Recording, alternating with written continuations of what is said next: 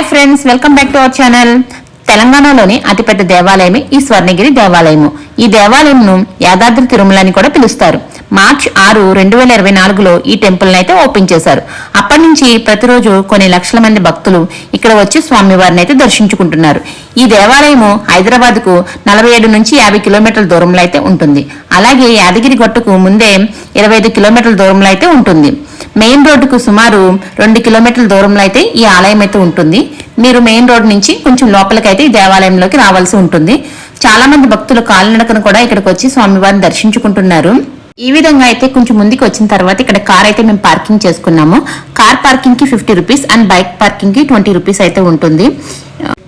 ఇది తెలంగాణ రాష్ట్రంలోని భువనగిరి మానేపల్లి హిల్స్ పైన ఉంటుంది.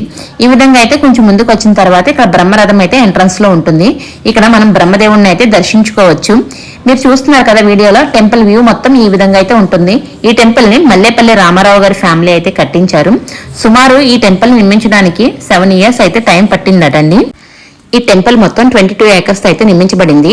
ఈ విధంగా అయితే స్వామివారిని దర్శించుకోవడానికి ఆలయం లోపలికైతే వెళ్తాము. ముందుగా ఇక్కడ స్వామివారి బ్రహ్మ పాదాలు అయితే ఉన్నాయి. వచ్చిన భక్తులందరూ ఈ పాదాలను దర్శించుకున్న తర్వాత స్వామివారిని దర్శించుకోవడానికి వెళ్తున్నారు. దీనినే వైకుంఠ ద్వారం అని అంటారు. ఈ ద్వారానికి ఇరుపక్కల ద్వారపాలకులు అయితే ఉంటారు. వీడియోలో చూస్తున్నారు కదండి, ఇక్కడ మొత్తం 108 మెట్లు అయితే ఉన్నాయి. ఈ మెట్లని మనం చాలా ఈజీగా ఎక్కేస్తాము. మనము మెట్లెక్కుతుంటే ఒక పక్కన స్వామివారి దశావతారాలు అన్నిటినీ పాలరాతితో ఎంతో అద్భుతంగా అయితే ఇక్కడ చిత్రీకరించారు. వీడియోలో చూస్తున్నారు కదండి, అట్టి చెట్ల మధ్యలో స్వామివారి దశావతారాలు ఎంతో అద్భుతంగా కనిపిస్తున్నాయి. దీనినే దశావతార మండపం అని పిలుస్తారు.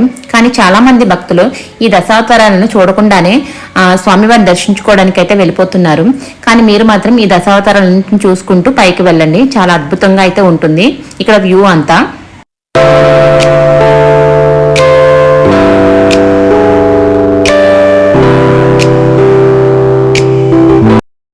ఈ దేవాలయము మార్నింగ్ 5 నుంచి ఆఫ్టర్నూన్ 12:30 PM వరకు అయితే ఉంటుంది. మధ్యాహ్నం 1 గంట సేపు మాత్రం స్వామివారికి విరామం అయితే ఉంటుందండి.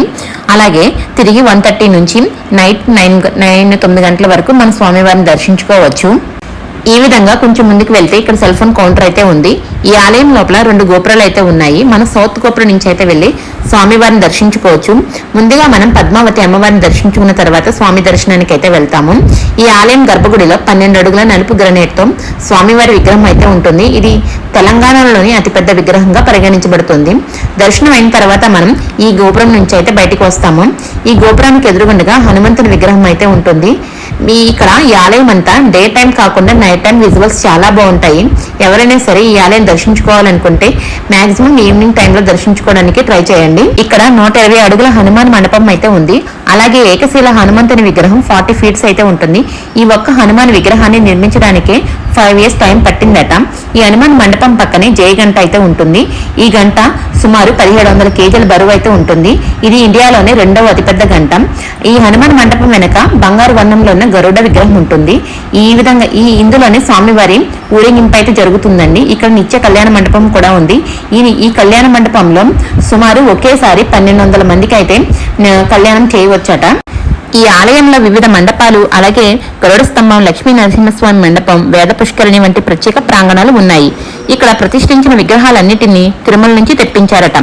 అలాగే శ్రీ వెంకటేశ్వర తిరుపతి తీర్థం వలన శ్రీమతి విజయలక్ష్మి గారు కోలుకోవడంతో కృతజ్ఞతగా మానేపల్లి కుటుంబం ఈ ఆలయం నిర్మించారట. ఈ ఆలయంలో 4 రాజగోపురాలు ప్రవేశ ద్వారాల వద్ద నిర్మించబడ్డాయి. గర్భగృహంపై 5 అంతస్తుల విమాన గోపురం కూడా ఉంది. ఇంకా సుప్రభాత సేవ, అభిషేకం, పుష్పార్చన ఇంకా మొదలైనవి 100 రూపాయల నుంచి 50,000 వరకు రకరకాల ధరలతో ఉంటాయి.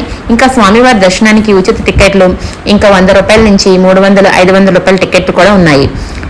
ఈ ఆలయంలో ప్రధాన ఘట్టము జలనారాయణుడి ఘట్టము. ఇక్కడ కోనేరు మధ్యలో విష్ణుమూర్తి ఉంటారు. పైనుంచే కాకుండా కిందకు వెళ్లి కూడా స్వామివారిని దర్శించుకోవచ్చు. స్వామివారు డైరెక్ట్ గా ఆకాశం వైపు చూస్తున్నట్టుగా ఈ విగ్రహం ఉంటుంది. ఈ విగ్రహం యొక్క బరువు సుమారు 6000 కేజీలు ఉంటుంది.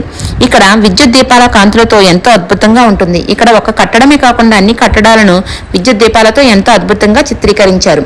దూరం నుంచి చూస్తే చూడండి ఈ ఆలయం ఎంత అద్భుతంగా కనిపిస్తుందో. Thank you for watching.